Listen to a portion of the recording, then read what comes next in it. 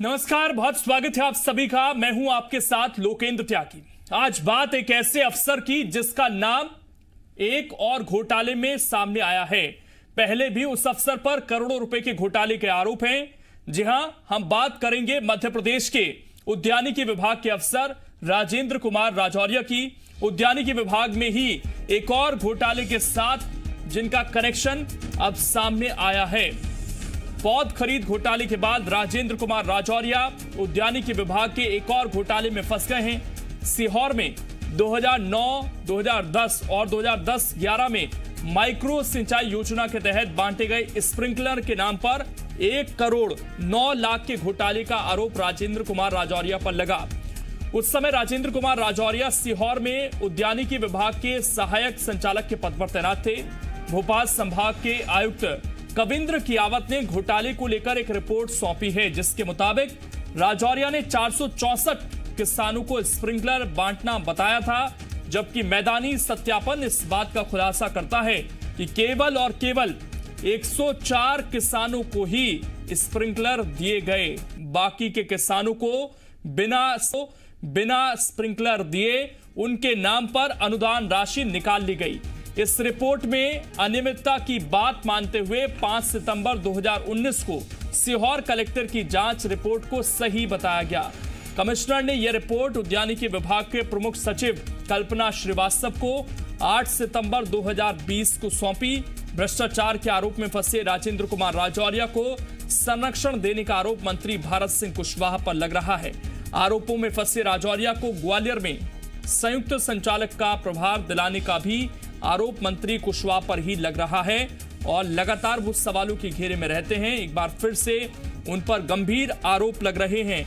इससे पहले पौध खरीद घोटाले में उन पर गंभीर आरोप लगे थे।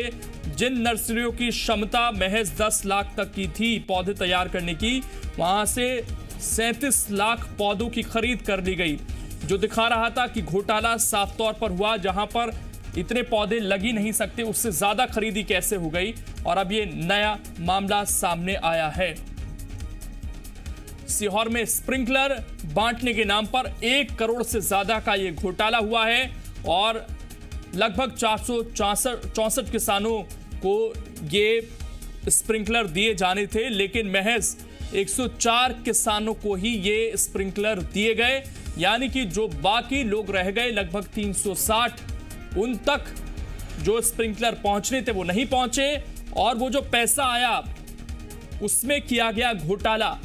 और इससे पहले जब पौध खरीद घोटाले को जी मध्य प्रदेश छत्तीसगढ़ ने उठाया था, हमने लगातार सवाल पूछे थे मुख्यमंत्री से भी, मंत्री से भी, तो सब बात को गोलमोल करते नजर आए। और यहां तक कि जो भारत सिंह कुशवाहा हैं, उन पर यह आरोप कई बार लगे हैं कि वो संरक्षण दे रहे हैं, क्योंकि उन्होंने अपने गृह जिले में ही तैनाती करवा दी थी राजौरिया की, इसीलिए उन पर सवाल उठते हैं। हमारे एसोसिएट एडिटर हरीश दिवेकर इस वक्त हमारे साथ जुड़ गए हैं। हरीश जी, कुछ दिन पहले हमने मसला उठाया था पौध खरीद घोटाले का, अब ये नया मामला सामने आ गया है, लेकिन इस पर क्या उम्मीद करें कोई कार्रवाई होगी? इससे पहले जब हमने सवाल पूछे थे मुख्यमंत्री से लेकर जो विभागीय मंत्री हैं, तो सब गोलमोल जवाब देते आए। खुद जो मंत्री हैं उनके गृह जिले में तैनाती करा दी गई। अब ये एक और बड़ा घोटाला सामने आ गया है।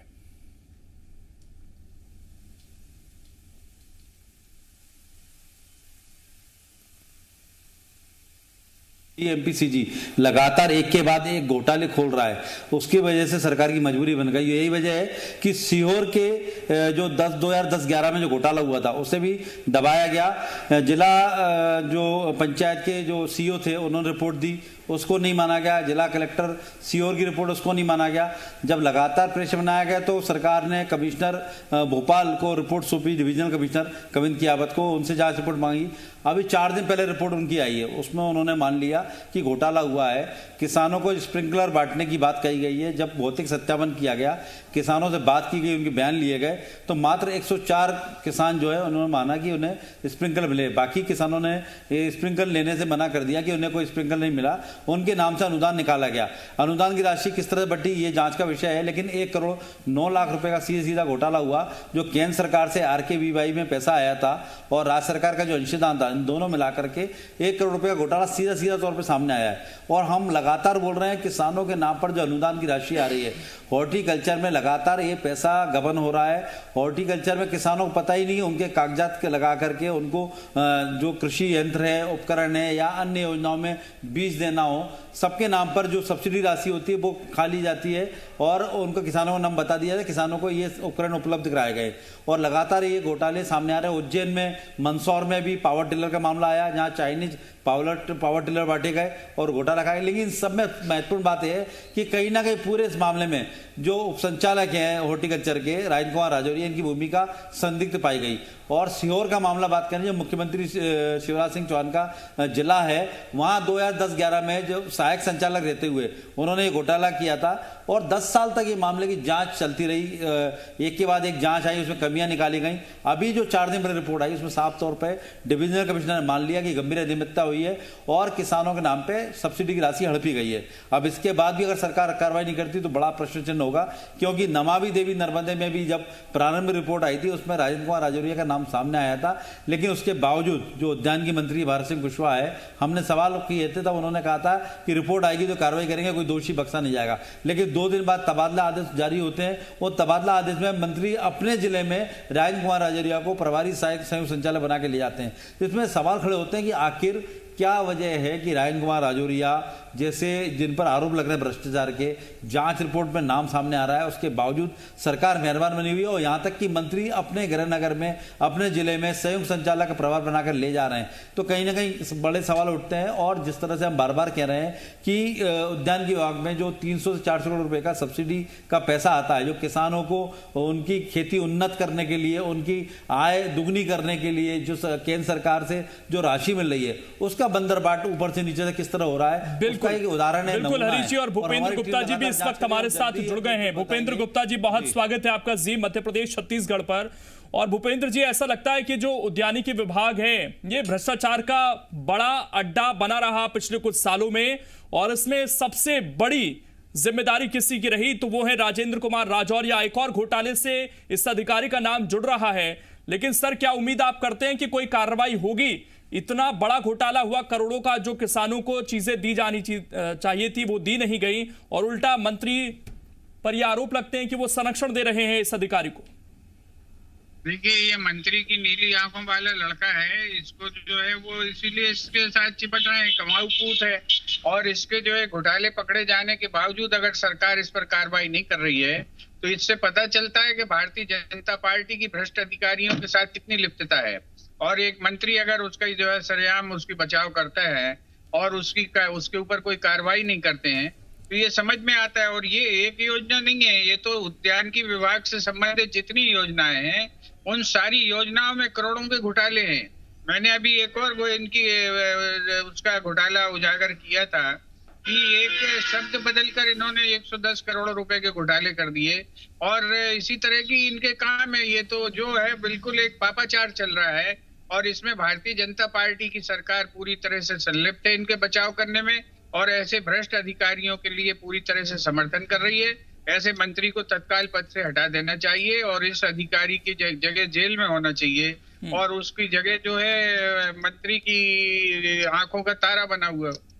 बिल्कुल, बीजेपी से जमा खान भी इस वक्त हमारे साथ जुड़ गए हैं। जमा खान जी, बहुत स्वागत है आपका जी मध्य प्रदेश छत्तीसगढ़ पर। एक अधिकारी जिस पर इतने गंभीर आरोप हैं उसको जेल में होना चाहिए था, लेकिन वो मंत्री जी का तारा बना हुआ है, यह आरोप है सर कांग्रेस का। एक और घोटाला अब सामने आ गया, राजेंद्र कुमार राजौरिया का, इसमें भी नाम सामने आ रहा है।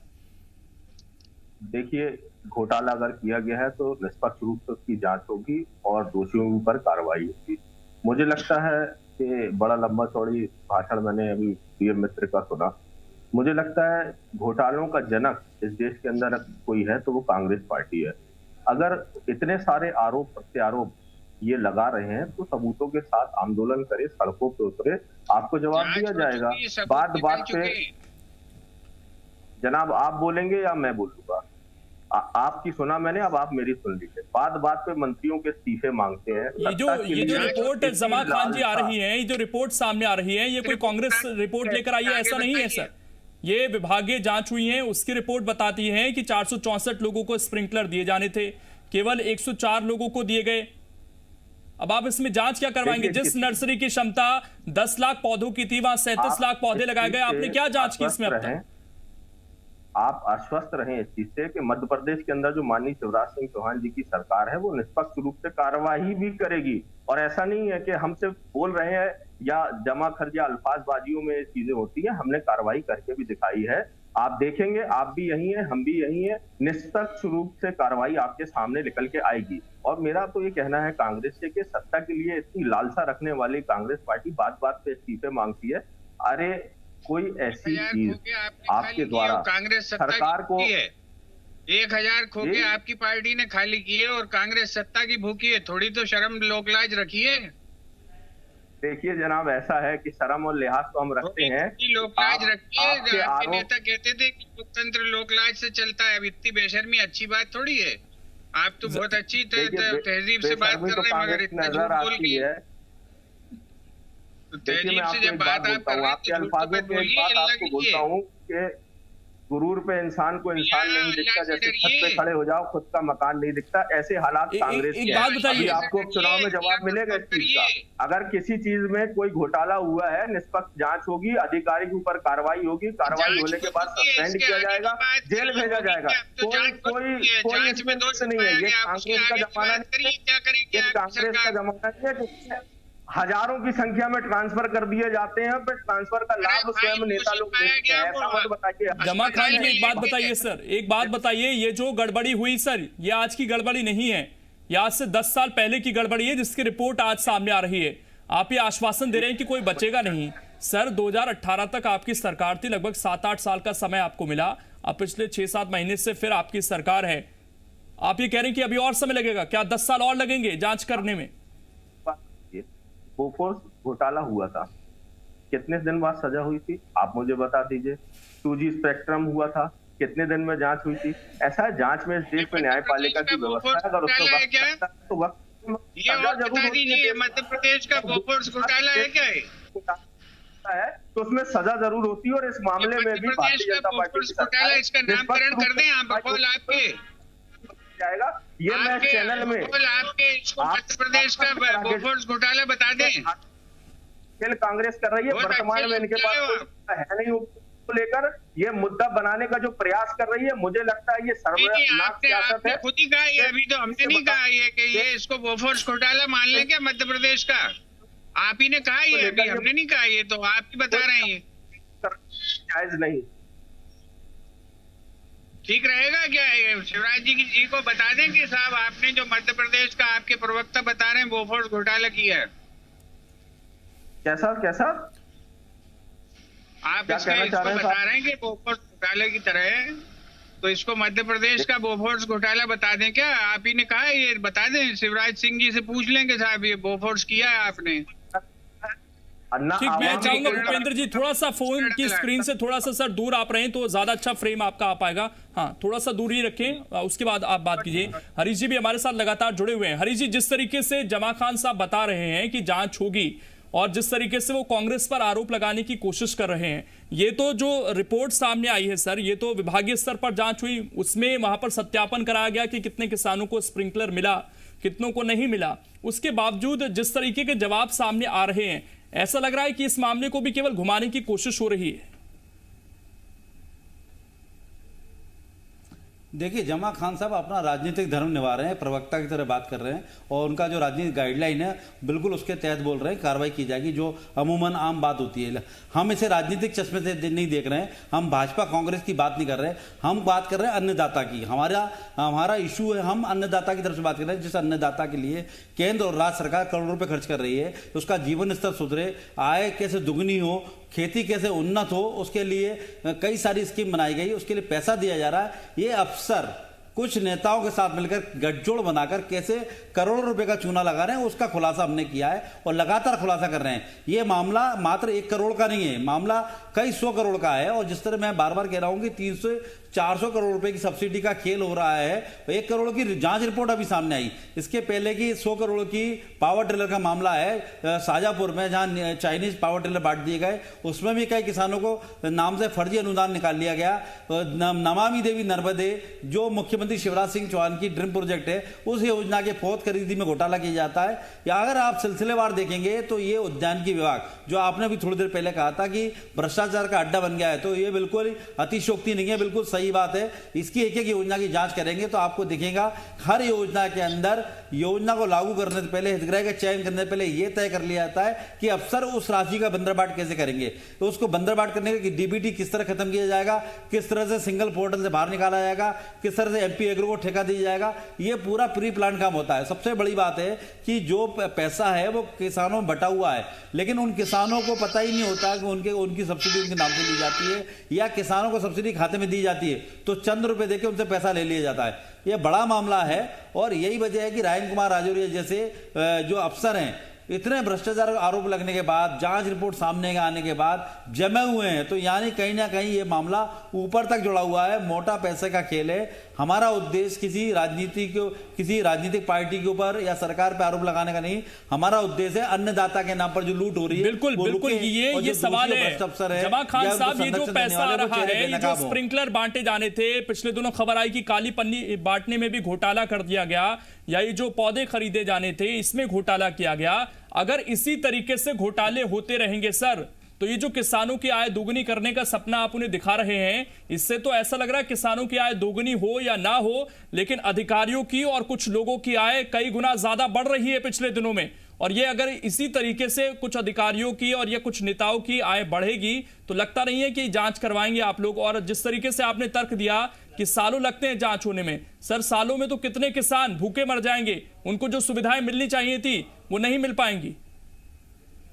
देखिए सर, मैं आपको एक चीज को स्पष्ट कर दूं, मध्य प्रदेश की सरकार तो और केंद्र सरकार ने किसानों को उत्थान के लिए जो योजनाएं लेके आई हैं वो जाहिर तौर पर निचले स्तर पर काम की गई हैं। आपने ओपन कैप की बात करी या पन्नी की बात करी या स्प्रिंकलर की बात करी, लगातार हम प्रयास कर रहे हैं कि निचले स्तर तक सबकी योजनाओं का लाभ पहुंचे। अगर कोई अधिकारी या कोई अधिकारी वर्ग से जुड़ा हुआ व्यक्ति इसमें कोताही करता है तो निश्चित तौर पे हम कार्रवाई करेंगे।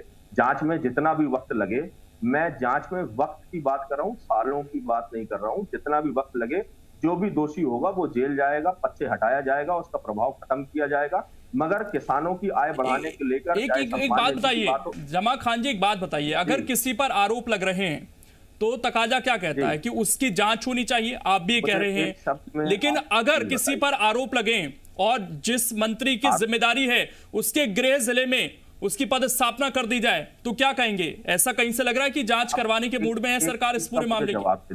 बिल्कुल, सरकार तो जांच कराएगी। मुझे एक चीज का बता दीजिए आप, आरोप लगना और आरोप सिद्ध होना न्यायालय में कौन सी चीज ज्यादा अहमियत रखती है? आप मुझे इस चीज का सर आपको यह भी पता होगा, लेकिन अगर कोई व्यक्ति उस पद पर बना हुआ है, ये जो निलंबन होता है ये इसलिए होता है ताकि जांच प्रभावित ना हो। विवेक मैं बताना चाहूंगा, विवेक लगते हैं जी मैं बताना चाहता हूँ, जमा खान के सवाल का जवाब देना चाहता हूँ। बताइए फिर बात जो है कार्रवाई बोलिए।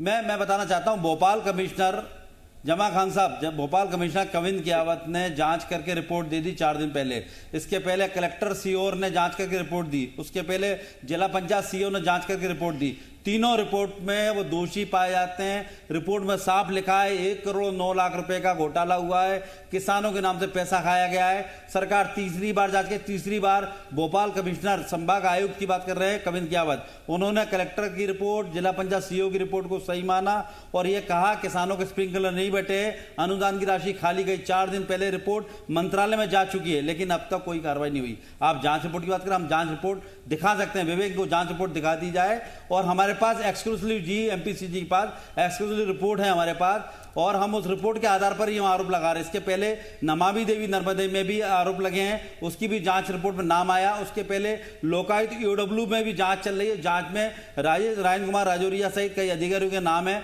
चलिए वो जांच रिपोर्ट चल रही है, जांच आएगी, रिपोर्ट आई तब कार्रवाई होगी, लेकिन जो जांच रिपोर्ट सीओर की आ चुकी है उस पर क्या कार्रवाई करी सरकार ने आपकी? ठीक बोलिए जमा खान साहब। इतने दिन आपने सब्र करके इतनी सारी जांच रिपोर्टों का जिक्र कर दिया, थोड़े दिन और सब्र करिए, आपको कार्रवाई भी देखने को मिलेगी। ऐसा नहीं है कि जांच पे ही बात आके नहीं रुकेगी, अगर दोषी है तो कार्रवाई की जाएगी, पद से हटाया जाएगा और जेल भी जाएंगे। निश्चिंत रहिए इस बात से, सरकार किसान की है, जनता की, आवाम के लिए सरकार, by the people, for the people, of the people होती है। इसी के फॉर्मूले के साथ मध्य प्रदेश की भी सरकार चल रही है। आप निश्चिंत रहिए, इस पर कार्रवाई जरूर होगी। जमा खान साहब ये घोटाला 2010-11 का है। जमा खान साहब 2010-11 का घोटाला है। 10 साल लग गए इसको जांच में।